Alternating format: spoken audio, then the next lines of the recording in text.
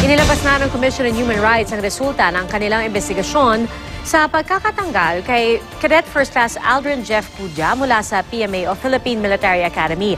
Ang tunay umunong resulta ng deliberasyon, 8-1. Bagamat majority ang bumotong guilty si Cudja, batay sa Honor Code, kailangan unanimous ang boto ng Honor Committee.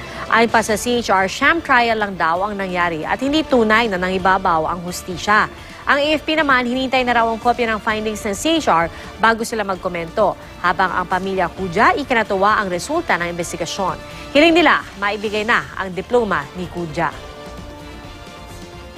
There was no second voting because what they did was to pressure Cadet Lagura to verbally accede to a change of vote from not guilty to guilty. Kung talagang sincere po sila doon sa kanilang statement na makapag-move na si Cudja, ibigay po nila yung transcript of record, diploma ng wala pong kondisyon.